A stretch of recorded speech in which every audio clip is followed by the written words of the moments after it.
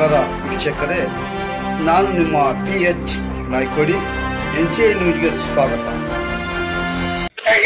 ಕಲಬುರಗಿ ಜಿಲ್ಲೆಯ ಜವರ್ಗಿ ತಾಲೂಕಿನ ಭೀಮಾ ಬ್ರಿಡ್ಜ್ ಸಂಘದಲ್ಲಿ ಬ್ರಿಡ್ಜ್ ಸಂಪೂರ್ಣ ಮುಳುಗಡೆಯಾಗಿದ್ದು ಸಾರ್ವಜನಿಕರು ಹಾಗೂ ರೈತರು ಕಂಗಾಲಾಗಿದ್ದಾರೆ. ಈ ಕುರಿತಂತೆ ಸರ್ಕಾರ ಪರಿಹಾರವನ್ನು ಘೋಷಣೆ ಮಾಡಬೇಕು ಮತ್ತು ಸಂಕಷ್ಟಕ್ಕೊಳಗಾದ ರೈತರ ನೆರವಿಗೆ ಬರಬೇಕೆಂದು ಮತ್ತು ಶಾಸಕರಾದ ಡಾಕ್ಟರ್ ಅಜಯ್ ಸಿಂಗ್ ಅವರು ಈ ಕೂಡಲೇ ಕ್ರಮ ಕೈಗೊಳ್ಳಬೇಕೆಂದು ಆಗ್ರಹಿಸಿದ್ದಾರೆ. ಶಾಸಕ ಡಾಕ್ಟರ್ ಅಜಯ್ ಸಿಂಗ್ ನೆರವಿಗೆ ಬರಬೇಕು, ಸಾರ್ವಜನಿಕರ ಆಗ್ರಹ.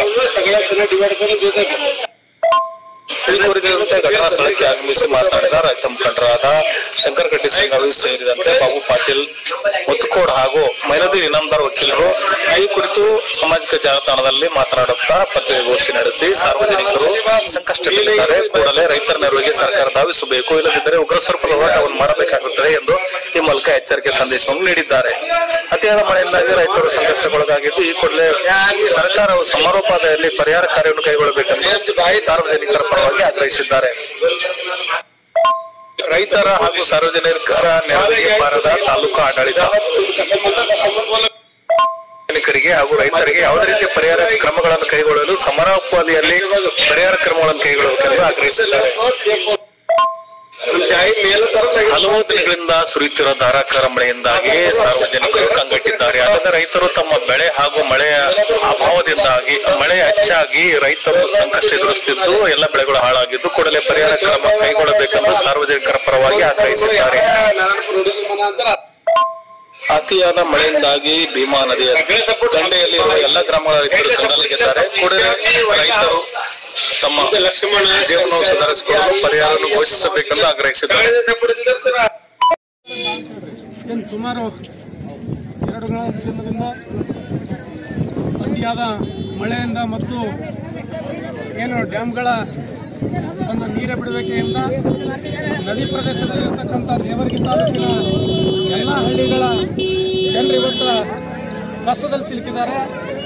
ಇವತ್ತು ನಮಗೆ ನೋವಿನ ಸಂಗತಿ ಏನಪ್ಪ ಅಂತಂದ್ರೆ, ಇವತ್ತು ಎಲ್ಲರೂ ಮಾಹಿತಿ ಇರ್ತದೆ, ಎಲ್ಲ ಥರದ ಮಾಹಿತಿನೂ ಕೂಡ ನಮ್ಮ ಕ್ಷೇತ್ರದ ಶಾಸಕರಿಗಿದ್ರೂ ಕೂಡ ಈ ಕ್ಷೇತ್ರದ ಜನರ ಕಾಳಜಿಯನ್ನು ವಹಿಸಲಾರ್ತಕ್ಕಂಥ ಶಾಸಕರನ್ನ ಇವತ್ತು ಕರ್ನಾಟಕ ದಲಿತ ಸಂಘ ಸಮಿತಿ ಅಂಬೇಡ್ಕರ್ ತಾಲೂಕು ಸಮಿತಿಯಿಂದ ಖಂಡಿಸ್ತೇವೆ.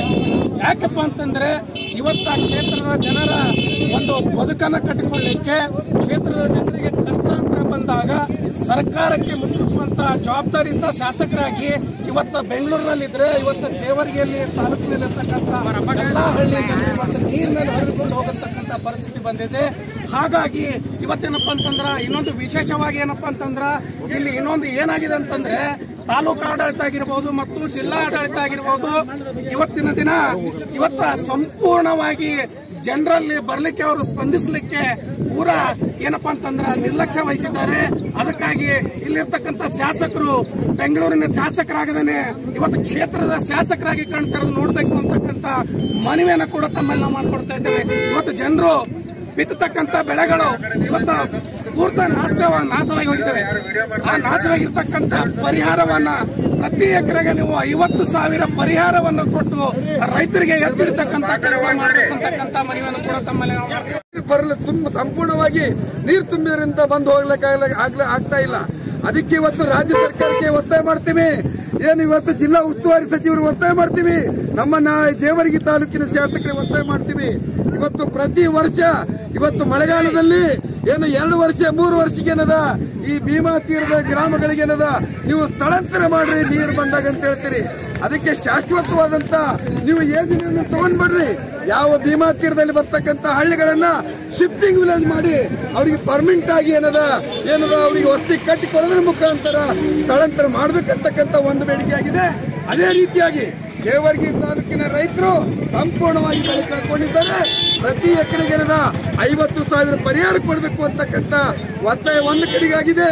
ಅದೇ ರೀತಿ ರೈತರೇನದ ಬೆಳೆ ವಿಮೆ ಮಾಡಿದ್ದಾರೆ, ಎಲ್ಲಾ ರೈತರಿಗೆ ಬೆಳೆ ವಿಮೆಯನ್ನ ತಕ್ಷಣವಾಗಿ ಬೆಳೆ ವಿಮೆ ಕೊಡಬೇಕಂತಕ್ಕಂಥ ಅದಕ್ಕೆ ಒಟ್ಟಾರೆಯಾಗಿ ಇವತ್ತು ರೈತರು ಒಂದು ಕಡೆ ಪ್ರವಾಹ ಬಂದು ಹೊಳಿ ಬಂದೇನದ ಆ ಹೊಳಿ ಪ್ರದೇಶದಲ್ಲಿ ಇರ್ತಕ್ಕಂಥ ಮನೆಗಳಲ್ಲಿ ನೀರುಕ್ಕು ಅವರು ಊಟ ಮಾಡ್ತಕ್ಕಂಥ ಇವತ್ತು ಜೋಳ ಆಗಿರ್ಬಹುದು, ಇವತ್ತು ಅಕ್ಕಿ ಆಗಿರ್ಬಹುದು, ಬ್ಯಾಳೆಕಾಳುಗಳಾಗಿರ್ಬಹುದು, ಸಂಪೂರ್ಣ ಅವರ ಆಹಾರ ಧಾನ್ಯ ನೀರಿನಲ್ಲಿ ಕೊಚ್ಚಿ ಹೋಗಿವೆ.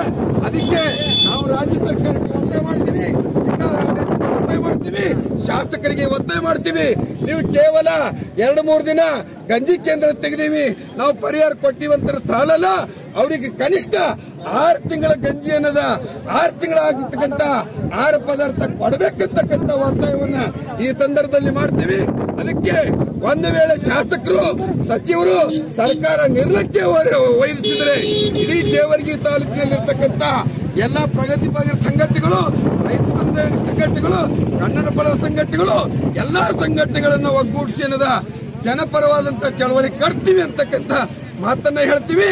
ನನ್ನ ಹೆಸರೇನದ ಬಾಬು ಪಾಟೀಲ್ ಅಂತೇಳಿ ಜೇವರ್ಗಿ ಮತ್ತು ಯಡ್ರಾಮಿ ತಾಲೂಕಾ ರೈತ ಹೋರಾಟ ಸಮಿತಿಯ ಮುಖಂಡರು ಅಂತೇಳಿ ನನ್ನ न मिलने पर हम लोग रोड बंद कर होराट भी करने वाले हैं।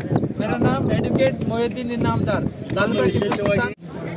ಇಲ್ಲಿ ಇಡೀ ಜೇವರ್ಗಿ ತಾಲೂಕು ಇವತ್ತು ಸಂಪೂರ್ಣವಾಗಿ ಅತಿವೃಷ್ಟಿಯಿಂದ ಏನಿದೆ ರೈತರು ತಾವು ಬೆಳೆಯುವಂತ ಏನು ಬೆಳೆಗಳಾದಂತ ತೊಗರಿ, ಹತ್ತಿ, ಮೆಣಸಿ ಗಿಡ, ಉದ್ದು, ಹೆಸರು, ಕಬ್ಬು ಎಲ್ಲ ಸೇರಿದಂಗೆ ಸಂಪೂರ್ಣವಾಗಿ ರೈತರ ಬೆಳೆ ಹಾಳಾಗಿ ಹೋಗಿದೆ.